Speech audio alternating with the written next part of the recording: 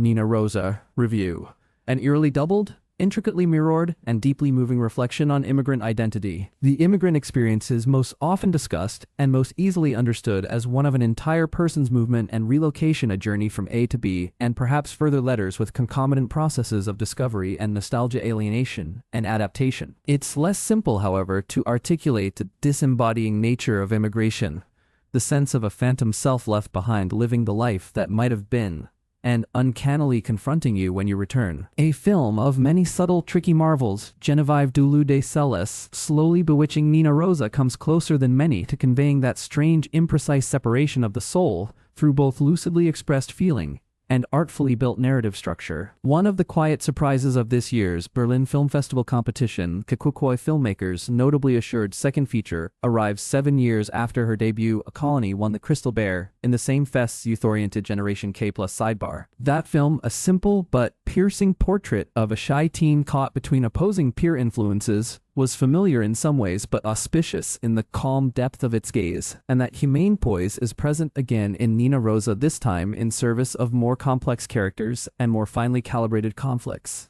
The pensive sophistication and opalescent style with which the film unparcels its ideas might not please arthouse crowds wanting broader emotional gestures, but Duluth de Celis may be a festival circuit major in the making. It's nearly 30 years since Mihail, a marvelous Galen Stoev, left Bulgaria following the death of his wife, taking their young daughter Roza to begin a new life in Montreal. Over time, he has established himself as a leading contemporary art consultant, often called on by collectors and curators to research and validate new talents, though has somewhat thrown when regular client Christoph Christian Bijin requests his expertise regarding Nina, played by identical twins Sofia and Ekaterina Stanina, an 8-year-old painter in rural Bulgaria, whose naively abstract but vibrantly composed canvases have gone viral after being discovered by Italian talent scout Giulia Chiara Caselli. Agents and gallery owners are abuzz. Christoph wants Mihail to determine if the hype is real. Worry not just of alleged child prodigies, but also of returning to a homeland he hasn't set foot in since his initial departure. Mihail is reluctant to take the job. He is spurred to do so, however, by Rosa Michelle Sanchev, a single parent,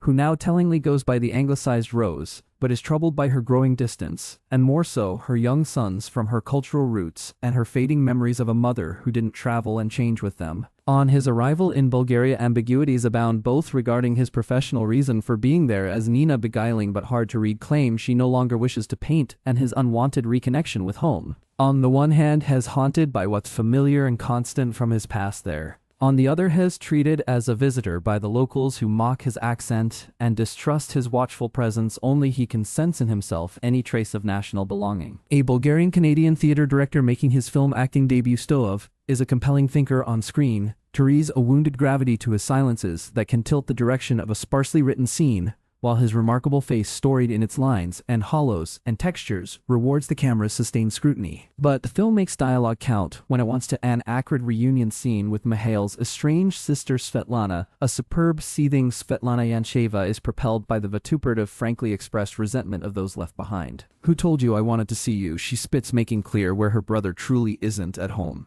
Nina, meanwhile, may or may not be a great artist, but she's wily and evidently special, with a perspective rooted in her humble, rugged surroundings. We're even told the paints she uses, with their unusually earthy colors, are made from natural pigments of the region. She's also the exact age Roza was when Mihail uprooted her from Bulgaria, and the longer he spends with Nina, the more she becomes a proxy for Rosa's parallel non-immigrant self, especially as she faces a similar crossroads with Giulia and Nina's opportunistic family eager to move her to Italy, where she has to attend a prestigious art academy. Nina would rather remain loyal to her soil. It's a doubling that Duluth de Celis never makes overly literal or contrived, but underlines with deft editorial sleight of hand, and the inspired twin casting of Nina, whose temperament and outlook do shift imperceptibly from scene to scene. Alexandre Nordejardins' elegant, glimmering cinematography also plays with the concealing properties of bronzed magicar light and minty morning mist, the romantic beauty of the images encroaching on Mihail's resolve to see things for what they are.